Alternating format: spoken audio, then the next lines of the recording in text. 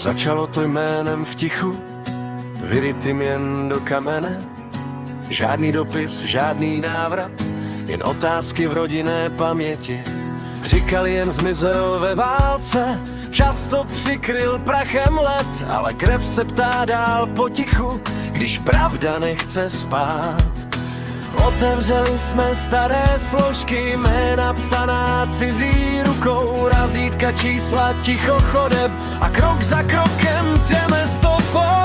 Tohle není jen papír a inkou, tohle je život mezi řádky, vzpomínka, co přežila čas, i když se domů nevrátil. Hledáme pravdu, nevinu, jen vědět, jak to bylo doopravdy. Rodina nese paměť dál, dokud se jméno nestratí.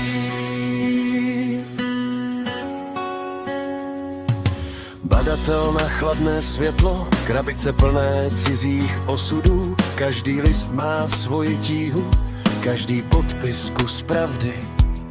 Neuengame jméno místa, transport, loď a moře dým, kap Arkona v plamenech a konec, co neměl hrob.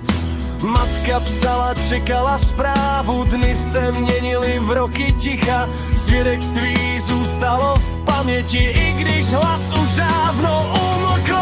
Tohle není jen papír a inkous, tohle je život mezi řádky, vzpomínka, co přežila čas, i když se domů nevrátil. Hledáme pravdu, nevinu, jen vědět, jak to bylo doopravdy. Rodina nese paměť dál, dokud se jméno nestratí. Mluveně nebo tiše zpívané, nebyl voják, byl doma, byl civilista, a přesto válka přišla až k němu. Archiv potvrdil, co bolelo, převoz lodí, bombardování, žádný návrat, žádné loučení, jen konec v cizí zemi.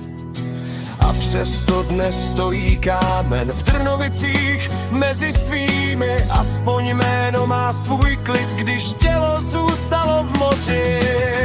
Tohle není jen papír a inkous, tohle je život mezi řádky, vzpomínka, co přežila čas, i když se domů nevrátil. Hledali jsme pravdu v tichu let a našli jsme lidský příběh. Rodina nese paměť dál, z domova až do posledního dne. Kap Arkonu nepřežil, ale zapomenut nebyl.